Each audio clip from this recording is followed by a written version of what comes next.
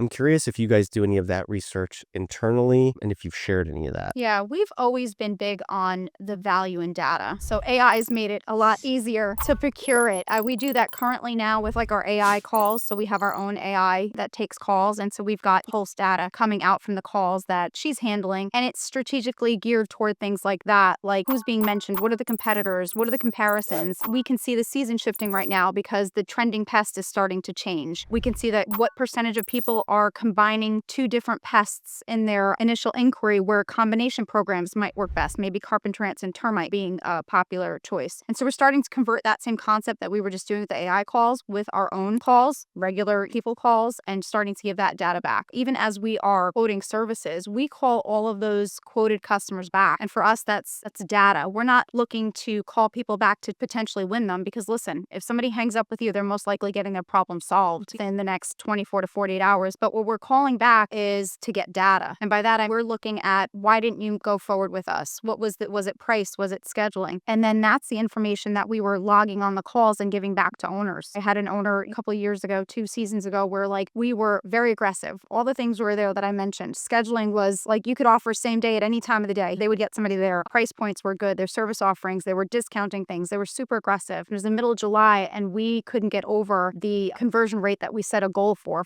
wasps and bees. I mean, it's July. How can you not, that? And so it was from the follow-up calls that we were making to the people that said, no, I'll think about it. Let me, shop around, that we found out that larger, company was offering like a $99, $199 is the offering. And so we went back to the team and said, hey, this is the information that we're finding out. People are getting $199 offers for pest control. And he said, well, Margaret, I'm not $199 pest control. And we were like, okay, well, now we know why our conversions are the way that they are and we could keep going. Another week went by this and we were still getting people not being able to close a door. And he said, what do you think we should do? And I said, I think we should take advantage of the fact that it's July and it's one-time surface bee season. And so we pivoted, we brought our pricing down, we removed the warranty, we went out, we increased our conversions from like 60 to again 75%. And then August 1st, we went back to business as usual and put our pricing down. It was that information, that data that we were able to pivot immediately and capitalize on the season so that we didn't lose out. Otherwise, we would have came to the end of the month and said, okay, well, that's done and over with. We lost the opportunity and the conversion was what it was. So data has always been, right,